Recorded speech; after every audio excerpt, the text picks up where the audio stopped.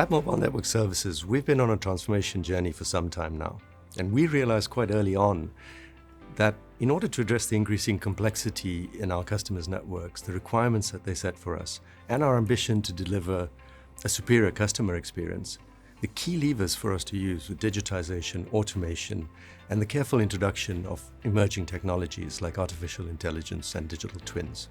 Our approach is not that we add these to our services, but they're fundamentally integrated in our service workflows.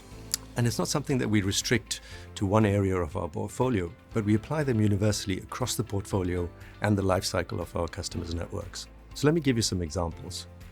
If we take the network planning and optimization space, we have our digital twin for network planning and optimization. This is able to ingest all sources of network performance data, combine those with really accurate 3D maps and the very latest 3D planning tools, and uses that to create an accurate performance model of the customer's network. Using that digital twin, we can actually do some really interesting things, like, for example, 3D massive MIMO beam set optimization, right down to an individual beam level. We can also visualize this performance in an AR or a VR environment. And this allows us to do things like fixed wireless access planning in a multi-level building environment. If we move over to our deploy services, we're able to orchestrate the entire service delivery from the point of issuing the PO all the way through to site acceptance using our digital delivery platform. This brings great benefits to us and our customers in terms of speed, the quality of our deployments, and the trackability of our deployments. But it's not just the initial deployment that matters. We also need to look at how we manage and plan our physical infrastructure on our sites. Our digital site twin for site infrastructure is revolutionizing the way we do the lifecycle management of physical infrastructure on sites. We do this by capturing the site information using either handheld or drone-based LiDAR technology. This is uploaded to our cloud-based platform, and it's used to create a very accurate 3D model of every single site, including all the components and equipment on that site. And this brings several benefits to our customers, not just in the availability of a digital inventory, but it also reduces the need for visits to the site. So for example, if a customer would like to do a planning exercise to understand whether they could introduce new equipment to the site, or if they would like to audit the quality of their site builds, this can be done without actually making another visit to the site, which brings a significant operational benefit. And of course, if you're not visiting the site, you're also reducing the risk to your teams to high-risk activities like climbing. If we move on to our maintenance phase and our technical support services, our industry-leading AI digital assistant uses the very latest generative technologies and combines these with our in-house developed Nokia language model, which actually understands telecommunications, language, and terminology. So it thinks like a telecoms engineer.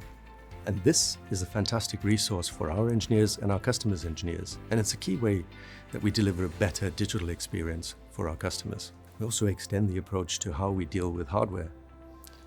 In our hardware services, we have our predictive hardware analytics platform, which is able to predict failures in hardware in the network up to 2 weeks in advance, right down to serial card level. This brings a fantastic benefit for our customers because it allows them to avoid unnecessary, unplanned site visits. It also makes sure that when they actually do a site visit, they have the correct inventory with them. And it enables a customer to deal with faults quite often before they actually occur, all of which brings significant customer experience and cost-saving benefits to our customer. So from planning and optimization through deployment, right through to the maintenance phase, I hope I've given you a little bit of a flavor as to our services philosophy and how we apply digitization, automation, and AI in mobile network services.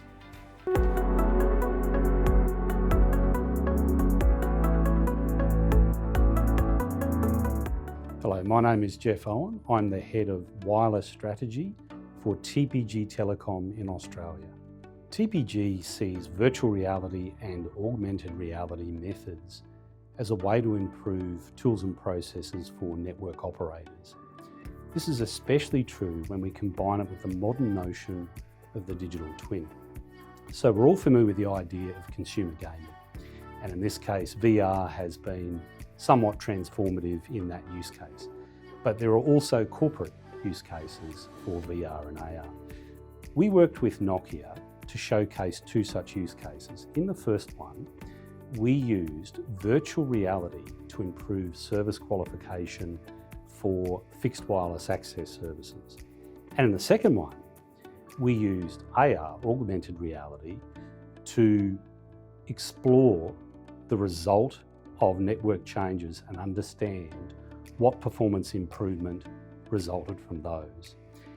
Traditional methods for tools and processes are normally 2D centric, but VR and AR have the power of 3D visualization, which is far more natural for human beings for decision making and to understand the implications of changes. Let's take FWA as an example. It's commonplace in fixed wireless access to experience churn that is higher than that of mobility services. So VR could be used to get higher confidence in service qualification by having better visualization and decision making of whether a customer was located in an appropriate place for that service.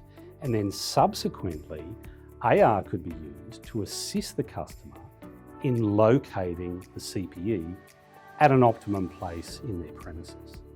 So we see unlimited possibilities, but specifically, we see network planning and optimization and service qualification as two key use cases for operators. We can use VR and AR techniques combined with digital twins to save time and improve decisions. This will help us improve our customer satisfaction and also improve our customer retention.